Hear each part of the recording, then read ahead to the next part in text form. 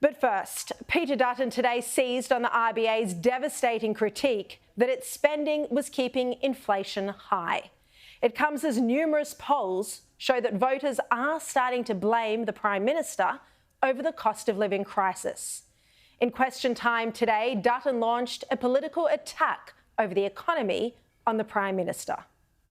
The Prime Minister has broken promises to cut electricity bills, to provide cheaper mortgages and to ensure that families will be better off on the cost of living. The price of electricity is now up by 22%. We've endured 12 mortgage rate hikes and the prices for food and groceries are up more than 11%. Isn't it clear to Australians this government has lost its way because of this Prime Minister's lack of economic management and experience and general incompetence? Last week, the RBA said, quote, "Public demand is forecast to be stronger than previously expected, reflecting recent public spending announcements by federal and state and territory governments." End quote. But the Prime Minister dismissed this, claiming that's not what they've said. Why is this Prime Minister in denial that Labor's spending is causing homegrown inflation and keeping interest rates higher for longer? Well, in Parliament today, the Prime Minister once again refused to concede that his government's spending was contributing to inflation. I reported last week secret Liberal research that showed voter sentiment was hardening against Albanese over the cost of living. Well, polling in the media today bore that out. The Herald's Resolve poll reported that voters have marked Labor over its handling of the nation's finances. And the Herald reported that voters strongly favoured Dutton and the coalition when asked to choose the leader and party they believed would do a better job managing the nation's finances.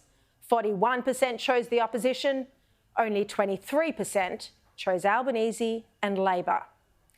And their news poll in the Oz showed the coalition's primary vote is now at 39%, with Labor at 32%. The two-party preferred result was 50-50. Simon Benson reports that support for Labor, at under a third of the electorate, is now below its May 2022 election result and would suggest there is little prospect of Albanese calling an early election for this year.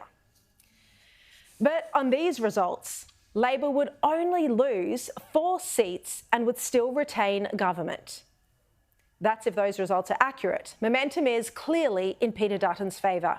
And the continued cost of living pressures will cement voter disappointment in Albanese, who repeatedly promised before the last election to bring down the cost of living.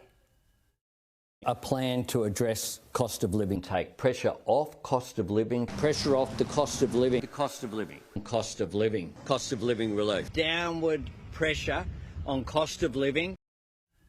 So for all the government spending designed to both ease pressures and win votes, there's been no political dividend, no vote of thanks from Australians who can recognise a broken promise when they see one.